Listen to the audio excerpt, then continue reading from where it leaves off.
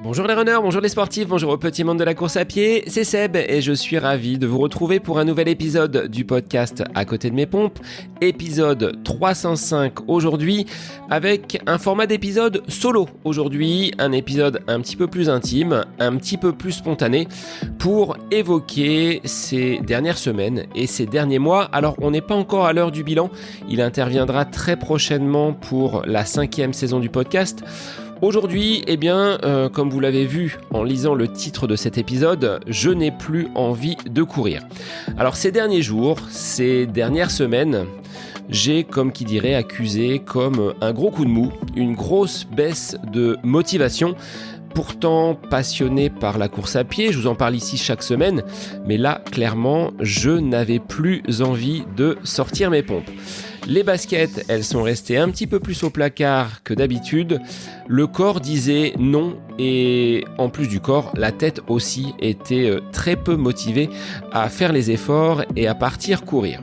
Alors je me suis dit que il fallait que je vous parle de ce sujet-là parce que je sais que je ne suis pas le seul à traverser ce genre de passage à vide et que peut-être toi qui m'écoutes, vous qui m'écoutez, vous avez pu traverser ou vous serez amené à traverser ce genre de situation, à savoir plus d'envie, plus de force et un moral un petit peu à côté de vos pompes. Alors on va prendre ce temps tous ensemble pour comprendre ce qui se passe. Je vais vous partager ce que j'ai vécu, ce que j'ai pu observer et vous donner quelques pistes pour retrouver doucement cet élan, cette motivation. On va découper cet épisode en 3 temps. Pourquoi ai-je perdu ou pourquoi pourriez-vous perdre l'envie de courir ?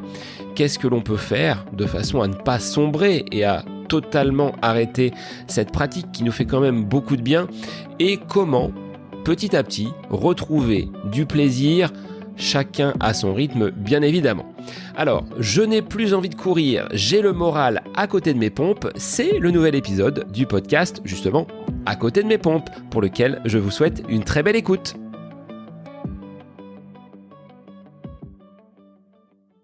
Comme je vous l'ai dit en introduction, on va découper cet épisode en 3 temps. Le pourquoi je n'ai plus eu envie de courir pendant ces quelques dernières semaines. Que faire quand cette envie est absente ? Ce sera la partie 2. Et troisièmement, comment rebondir en douceur, je vous rassure, pour aborder sereinement les prochaines semaines, sachant qu'on est en tout début de cette période estivale et que, en ce qui me concerne en tant qu'enseignant, j'ai quand même un bon nombre de semaines à pouvoir me remettre en selle et pouvoir reprendre une activité physique qui est plus conforme à ce que je fais habituellement. Alors tout d'abord, pourquoi je n'ai plus envie de courir ? C'est un peu un titre choc, mais c'était vraiment le cas.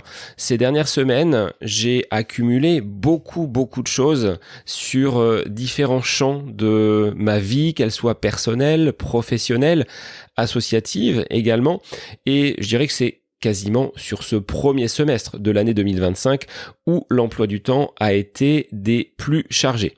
Tout d'abord, les formations avec la FFA qui m'ont pris quand même bon nombre de week-ends sur le début de l'année, que ce soit en janvier, mais également au mois de mars. Et sur ces week-ends où j'étais en formation, alors très intéressantes ces formations, puisque pour grappiller des connaissances et étoffer ma bibliothèque de modules au niveau de la Fédération française, il fallait en passer par là, mais bien évidemment, quand les formations se déroulent sur le samedi et le dimanche, c'est quand même difficile de caser des séances d'entraînement et on n'a pas forcément beaucoup pratiqué. Être dans une salle avec un formateur qui était très intéressant, mais j'ai pas l'habitude, si ce n'est en classe, mais ça dure pas 2 jours où on est assis sans vraiment être actif. Donc déjà sur ce premier trimestre, janvier, février, mars, il y a eu de l'activité, mais sur les week-ends, c'était déjà un petit peu plus restreint. Qui plus est, du fait de ces formations, je ne m'étais pas lancé dans une préparation avec des objectifs de course. Les quelques courses que j'avais potentiellement ciblées se sont retrouvées sur des week-ends où j'étais en formation. À côté de cela, et ça j'en ai déjà parlé, il y a d'autres temps qui sont des temps pour la famille, des moments où je ne peux pas et je n'ai pas forcément envie de positionner de séances ou de compétition. Donc les créneaux qui s'offraient à moi étaient vraiment très minces.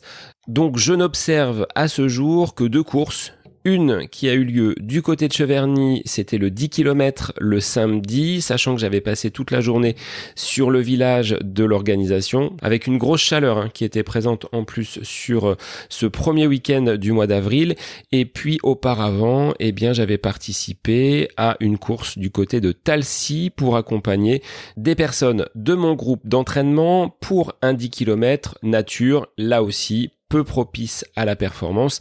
Donc, sans avoir finalement ce petit phare qui brille au loin, peu d'objectifs et donc une motivation qui a pu elle aussi être en berne sans avoir d'objectifs vraiment très très clairs à préparer. Je ne suis pas quelqu'un qui a besoin absolument du dossard pour se motiver, pour se mettre un petit peu dans le rouge au niveau des séances d'entraînement, parce que pendant le Covid, il n'y en a pas eu et j'ai continué à courir et je crois que c'est sur cette période-là où j'ai le plus couru. Mais cette année, sans avoir de dossard et d'objectif, la motivation a été un petit peu en dents de scie. Derrière ces formations, à partir du mois de mars, j'ai eu l'impression d'être un chef de gare et d'être dans une gare de triage où les dossiers, où les tâches à accomplir arrivaient les unes derrière les autres. Il fallait que je les pousse à droite, que je les pousse à gauche, sans avoir de possibilité de me poser réellement et d'avoir ce temps, cette souplesse à consacrer à mon emploi du temps sportif. Ça a été un petit peu compliqué de mener tout de front, à la fois la fin de l'année scolaire sur le plan professionnel. C'est toujours une période relativement dense entre les conseils de classe, l'orientation, la préparation du DNB pour mes élèves de 3e, mais également des collègues qui ont été absents et on a dû les remplacer, donc on fait un petit peu plus d'heures. Et tout ça mis bout à bout fait que les semaines étaient bien chargées sur le plan de l'activité professionnelle, en plus de cours que je donne de soutien scolaire. Et là, les besoins des enfants se situent souvent sur des périodes d'examen. Donc, il faut pouvoir trouver des créneaux pour les accompagner du mieux possible. Et en parallèle de cette activité professionnelle, vous remettez une petite couche. En effet, depuis le mois de janvier, avec Céline, mon épouse, nous sommes dans un projet de création d'entreprise, surtout pour elle, puisqu'elle s'installe et monte son propre salon de coiffure, ce qui nécessite et ce qui a nécessité beaucoup de paperasse, beaucoup de dossiers, beaucoup de rendez-vous pour des travaux, pour des financements, pour des formations. Et c'est quelque chose qui est quand même très très chronophage, on le dit, mais le monde de l'entrepreneuriat en France, c'est pas de tout repos. On voit ce côté-là un petit peu paperasse. Une fois que le salon sera lancé, ce sera beaucoup plus facile et elle aura toute cette latitude pour exercer son activité pro. Mais ça a nécessité de notre part beaucoup d'investissements sur le plan personnel et donc professionnel. Et tout ça, vous le rajoutez à tout ce que je viens de vous dire auparavant, les formations, l'activité professionnelle, et puis pour aller dans une activité encore un petit peu plus intense, j'ai pris la coordination et l'organisation d'une course à Beaugency avec mon établissement scolaire. Mon chef d'établissement m'a fait confiance pour remettre cette corrida urbaine à jour. Une course qui s'est déroulée le 14 juin. Ça s'appelle la Sarabande. Si vous n'y avez pas pris part cette année, vous pourrez y prendre part l'année prochaine. Notez la date du 13 juin 2026. Mais de coordonner une course de A à Z, je peux vous assurer que c'est également du temps à passer.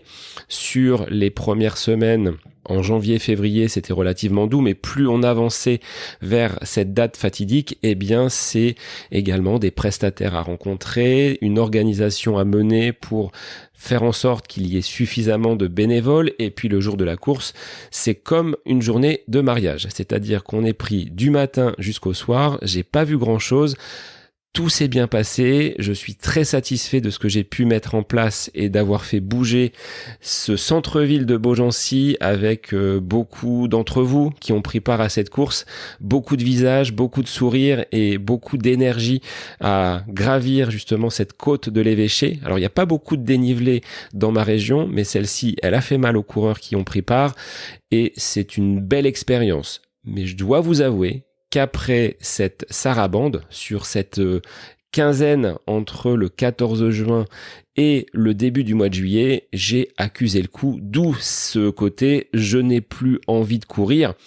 Et ça se traduit dans les chiffres, puisque je regardais sur mon profil Garmin, entre le 6 et le 12 juin, je n'ai couru que 5 km. Entre le 13 et le 19 juin, je n'ai couru que 16 km. Et entre le 20 et le 26 juin, ce sont 12 petits kilomètres. Autant dire, bien loin des standards habituels. Comme vous le savez, je ne suis pas quelqu'un qui borne beaucoup, mais habituellement, je tourne entre 45 et 50 km. Là, j'en étais bien loin, avec beaucoup moins d'envie, beaucoup moins de sorties. J'ai senti ce petit truc. Pourquoi je n'ai plus envie de courir? Pourquoi je n'ai plus d'énergie? Je pense que j'avais juste envie de souffler. Je dois vous le dire, ne vous inquiétez pas, si c'est quelque chose qui vous arrive, c'est tout à fait normal. On ne peut pas avoir une dose d'énergie constante du 1er janvier au 31 décembre. On est dans des périodes de phase où, moi je vous évoque tout ce que j'ai vécu à travers ces dernières semaines qui ont été relativement denses, intenses, mais très enrichissantes. C'est un peu le contre-pied, hein. On fait des efforts. Il y a cette récompense de cette organisation qui s'est très bien passée, de voir aujourd'hui des élèves qui m'envoient des petits messages en disant « Monsieur, c'est grâce à vous que j'ai obtenu le brevet », avec par ailleurs certains de très très beaux résultats et derrière des orientations, des apprentissages qu'ils ont pu décrocher. Donc on s'investit pour les élèves et la récompense, elle est là. Pour ce qui est de Céline, le salon, il est sur les rails, il ouvre le 18 août, donc là aussi, il y a cette récompense, cette satisfaction de voir les choses avancer. Mais quand on donne beaucoup, le résultat, c'est que physiquement, mentalement et émotionnellement, il y a un moment où le corps dit stop. Et je pense avoir vécu ce petit arrêt au stand nécessaire pour pouvoir recharger les batteries. Et dans cette période-là, nous en avions parlé avec Agnès Espana, qui est docteur en neurosciences.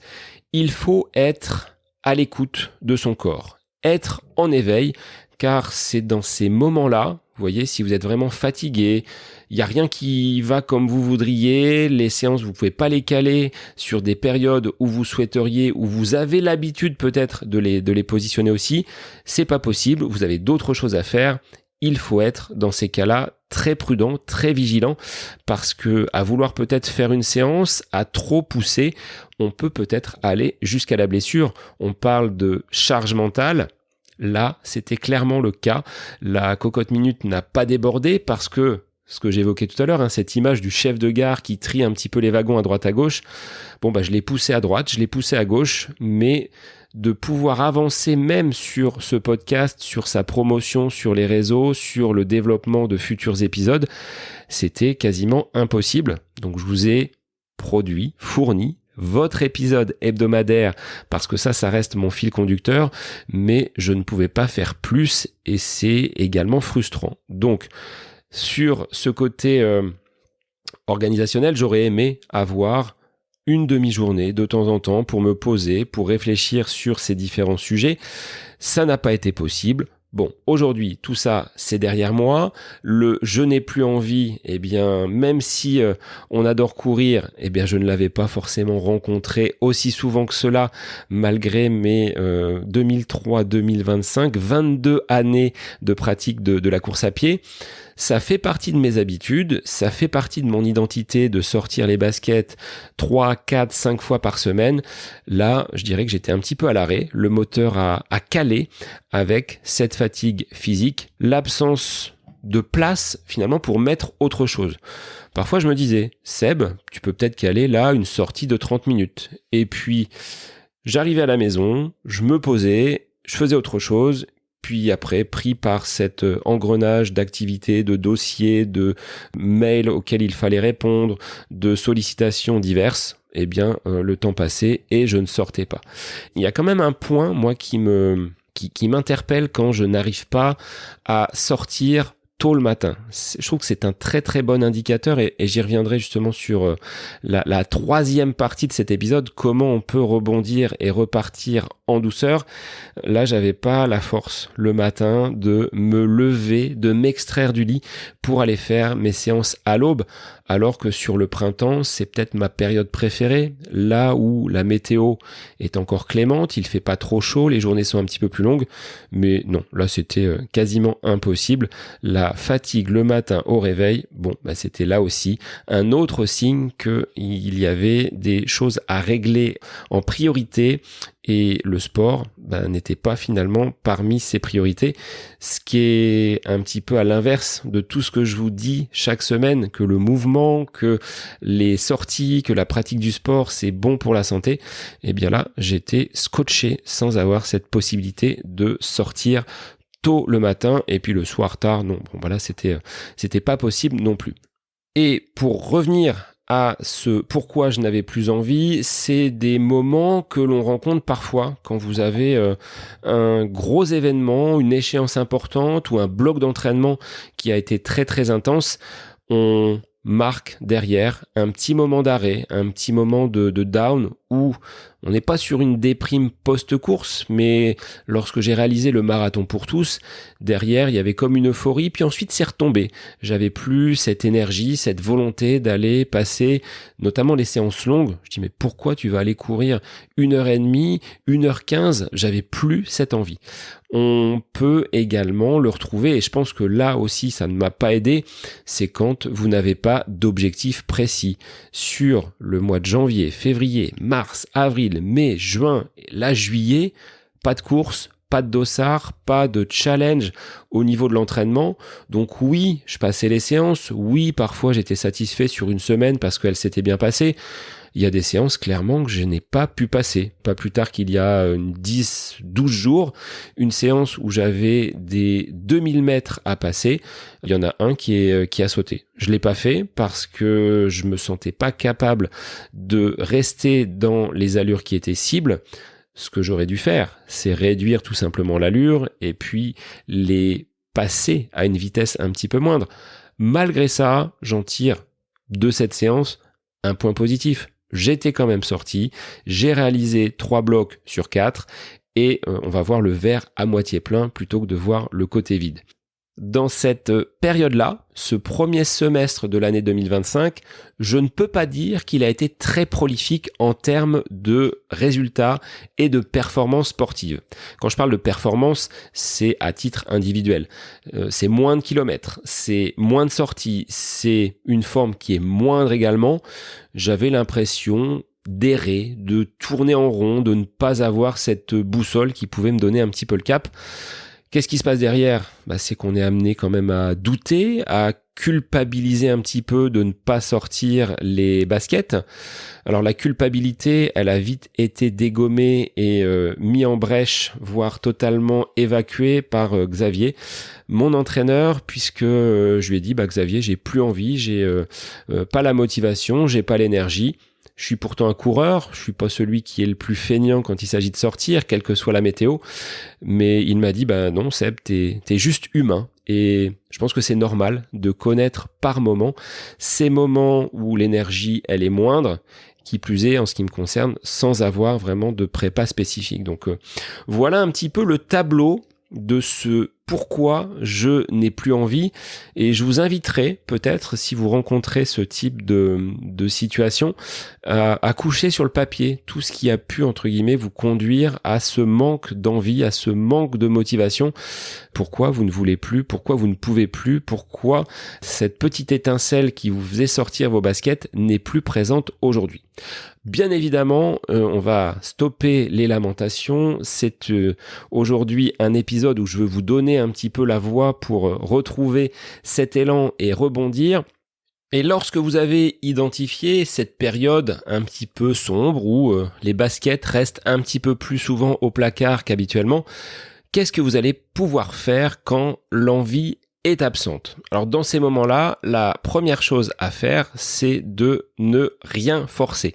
N'allez pas à contre-courant vous dire il faut absolument que je sorte ou vous infliger des injonctions très autoritaires. Non, sérieusement, si vous n'avez pas envie de courir, n'allez pas courir. Ce qui ne vous empêche pas quand même de sortir, d'aller marcher 10 minutes, un quart d'heure, une demi-heure, de voir comment vous vous sentez, de respirer, d'être à l'écoute de ce qui se passe autour de vous. Un ciel, un paysage, ça peut être déjà un bon moyen de s'évader et de faire baisser cette charge mentale. De mon côté, j'ai choisi de courir, mais sans pression, en laissant parfois la montre à la maison ou en n'enclenchant pas le chrono. Il faut se détacher de ses allures, des segments Strava et de ces éventuels likes ou commentaires que vous pouvez recevoir après chacune de vos sorties. Dans ces moments-là, quand l'envie est absente, je pense qu'il faut sortir pour déjà se faire du bien, que ce soit de la marche, du vélo. Moi, je faisais des baby runs. Donc, baby run, c'est 15-20 minutes. Alors, ça allait pas loin. L'allure était pas non plus très, très rapide. Mais ça me faisait quand même plus de bien que de rester à la maison. Et 15-20 minutes, ça s'est trouvé possible dans l'agenda. Après, comme je vous l'ai dit, sur quelques semaines, la moyenne, elle était très, très basse, entre 5 et 12 km. J'ai quand même la satisfaction d'avoir maintenu un semblant d'activité physique.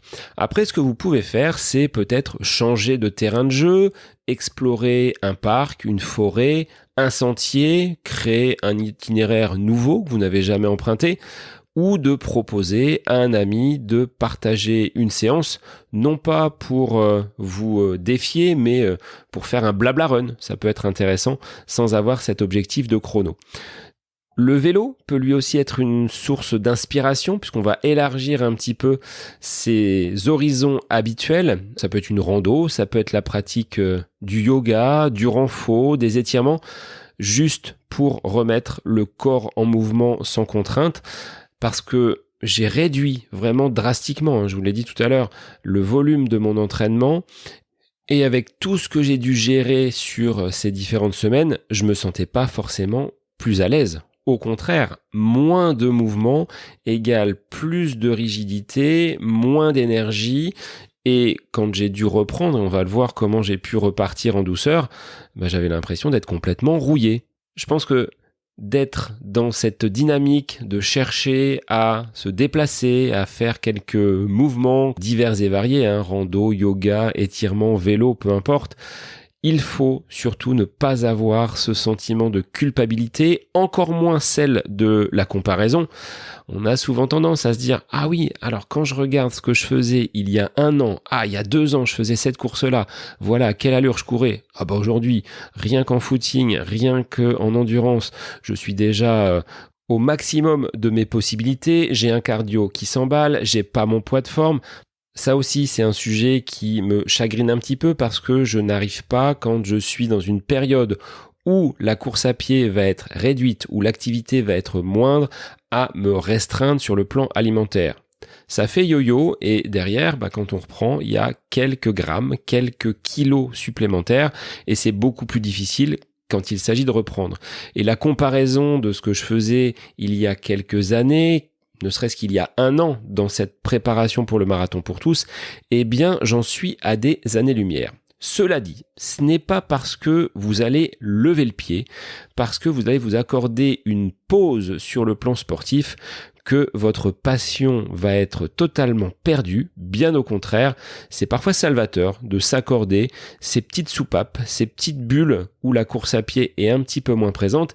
Et on va voir dans cette 3e et dernière partie comment vous allez pouvoir rebondir. Parce que on est sur un système de vagues. Il y a le haut de la vague où on surfe, où on est bien. On redescend, c'est le creux de la vague. Alors là, rien ne va plus, on voit tout en noir, mais à force finalement de descendre, il y a bien un moment où ça finit par remonter. Et une fois que l'envie revient, on va pouvoir reposer des bases solide pour amorcer nos nouveaux objectifs. Ça passe par une question qui est relativement simple mais que je trouve quand même très puissante. Pourquoi vous courez ? Alors je ne vais pas vous laisser 4 heures pour composer une disserte, mais vous pouvez quand même vous poser quelques instants, mettre ce podcast en pause à condition de le reprendre, de façon à réfléchir à ces quelques mots. Qu'est-ce qui vous fait courir ? Est-ce que vous le faites pour des chronos, pour des likes ? Non, je pense que c'est pas uniquement cette raison-là. Vous le faites avant tout pour vous sentir vivant. Ça fait partie de l'équilibre, la course à pied, moi je le dis et je le répète, elle m'aide à traverser quand même bon nombre d'embûches, même si là, sur ces dernières semaines, tout s'est confronté et tout a été un petit peu chamboulé, mais ça permet quand même de se reconnecter à ce que vous êtes. Et on trouve bien souvent des réponses à des questions lors de séances. C'est un petit moment d'introspection, cette petite bulle dans votre quotidien, et elle est quand même nécessaire. De mon côté, j'ai commencé par me refixer quelques objectifs. Non pas kilométriques, non pas de dossard, mais d'adopter cette régularité et de me dire, Seb, les vacances arrivent, il faut, c'est impératif. Non, je suis peut-être pas aussi sévère que ça avec moi, mais je me dis, tu dois positionner un petit peu plus de séances de façon à retrouver ce rythme, ce mouvement. Et j'ai l'impression, et c'est pas une impression, c'est un constat, et c'est bien souvent validé par mes sensations, que plus je vais mettre de sorties et plus je vais être en forme, plus en capacité d'encaisser et d'avoir ce corps en mouvement.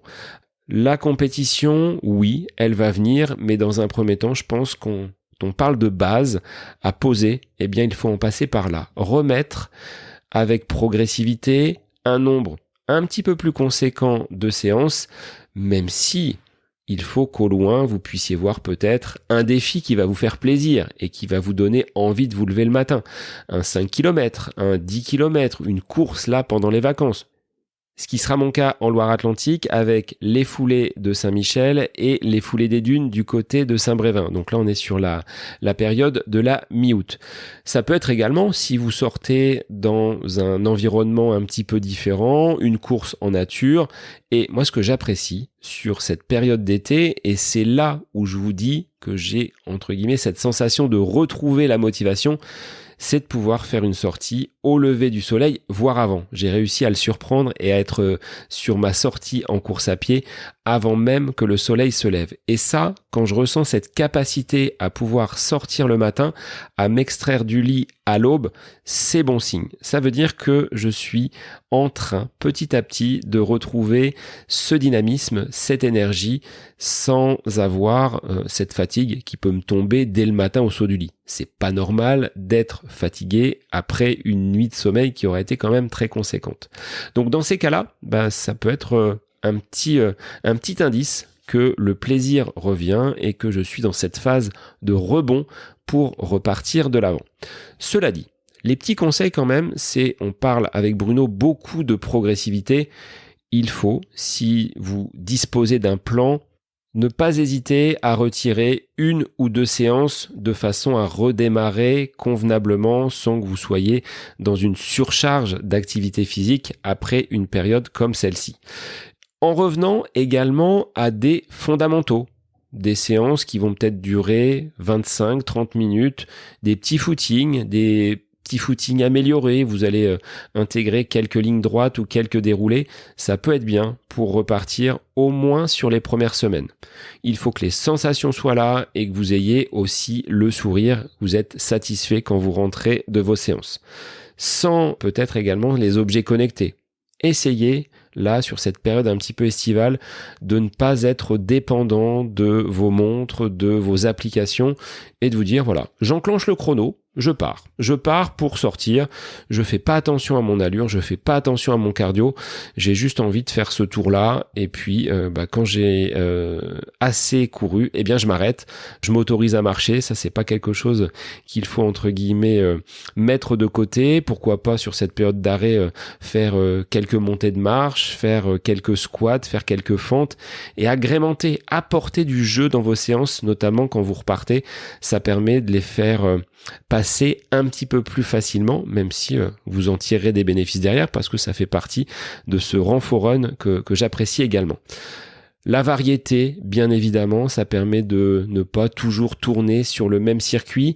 Il y a ces jeux d'allure, ce qu'on appelle le fartlek, les séances de côte, on peut travailler en côte, on peut travailler en descente également, du plat, des séances en forme de triangle, où vous montez, vous descendez, vous retrouvez un petit plat, puis vous faites ça plusieurs fois. C'est ludique. Le plus ludique, et moi ce qui m'a aidé sur ces dernières semaines, c'est d'avoir un groupe sur lequel on peut s'appuyer.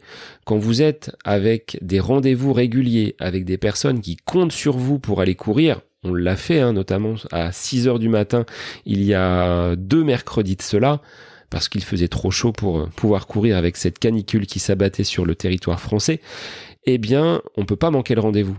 Quand vous êtes attendu, on se lève, on prépare ses affaires la veille et on y va. On profite de cette énergie du groupe, c'est un levier, je trouve, de motivation.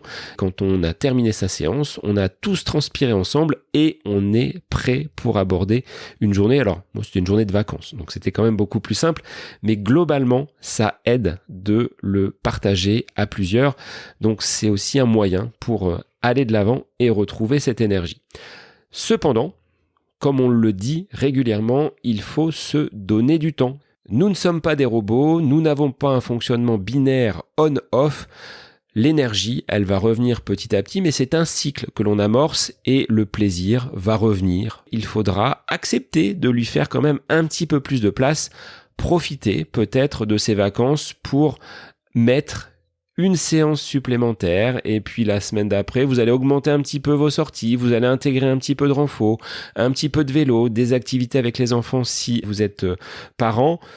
Mais l'été est une bonne période pour remettre un petit peu d'activité physique, d'énergie. Alors peut-être que certains, vous êtes dans une période de coupure. Il y a 2 écoles, ceux qui vont accentuer l'activité physique, et c'est plutôt mon cas dans cette période estivale.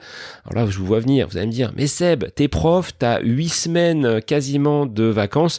Oui, j'ai l'impression parfois, dans cette période d'été, de vivre comme un champion, à mon niveau, bien évidemment, avec la possibilité de caler les séances quand j'ai envie de les positionner et également de pouvoir récupérer, manger et d'optimiser tous ces facteurs un petit peu périphériques. Voilà ce que je voulais vous partager aujourd'hui. Alors c'est un épisode un petit peu à cœur ouvert parce que je sais que certains d'entre vous ont traversé comme moi des périodes où l'activité physique était un petit peu plus compliquée à mettre en place, vous étiez un petit peu plus à côté de vos pompes qu'habituellement et peut-être que certains traverseront également ce type de moment. Alors si vous aussi vous êtes frappé par ce manque de motivation, sachez que vous n'êtes pas les seuls et que c'est tout à fait normal d'avoir ce droit de ralentir, de souffler pour mieux revenir derrière. C'est tout l'enjeu et l'objectif premier de cet épisode, de vous redonner l'envie de courir. La mienne, cette envie, était un petit peu perdue pendant quelques semaines. Je dois vous avouer qu'aujourd'hui, je repars de l'avant. L'emploi du temps s'étant nettement allégé, mais n'hésitez pas à venir partager votre expérience, à m'envoyer un petit message et qu'on puisse en discuter, ou tout simplement de partager cet épisode à un ami coureur qui viendrait à traverser cette période un petit peu plus compliquée où les baskets restent au placard. Il est temps pour moi de vous souhaiter un très bel été, prenez soin de vous et je vous dis à très vite pour un nouvel épisode du podcast À côté de mes pompes. Belle semaine à vous! J'espère que ce nouvel épisode du podcast À côté de mes pompes vous aura plu. N'hésitez pas à le partager sur vos différents réseaux, à liker, commenter et recommander ce podcast autour de vous à des amis, à des proches qui pratiquent également la course à pied. Et pour moi, je vous retrouve dès la semaine prochaine pour un nouvel épisode. C'est À côté de mes pompes et c'est chaque vendredi. Belle semaine à vous!